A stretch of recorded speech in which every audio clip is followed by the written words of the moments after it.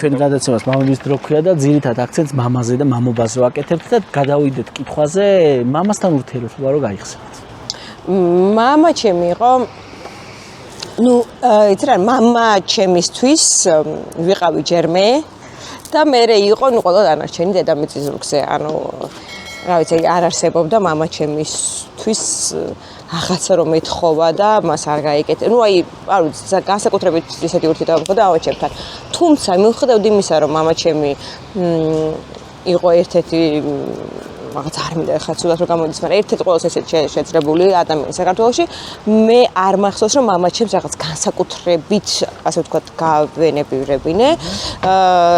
ზედმეტ არაფერს არ მაჩვევდა, იმიტომ რომ მას ეხლა ცოტა სხვანაირი აღზრდა იყო. ეხლა მე რომ ჩემი შვილი დამიკაკუნეს პეხეთს დროზე ესმინდა, გავმივარ და ჩვენ შემთხვევაში ესე არ იყო, იმიტომ რომ ძალიან მეზომილად და ძალიან გაწონასწორებულად მაწვდიდა ყველაფერს. მე მიშონქვია. მიდი ჩამოსრია. ვისო. სიმკაცრე კი, მამა ჩემი იყო მკაცრი. ამას წინატყობოდი კიდევ სორებში, რომ 20 წლამდე მე მარტო და სასწავლებლად არ ყოფილვარ არასდროს, მე დაქალთან ღამე არ დავჩენილვარ. 9 საათის მერე მე სახლიდან არ გავსულვარ, ძალიან ისე ვდიდე.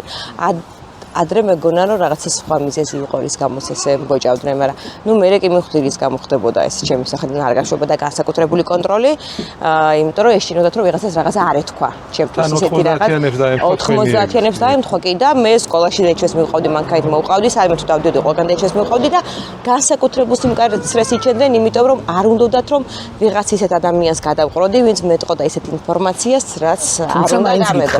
თუმცა მაინც მითხრეს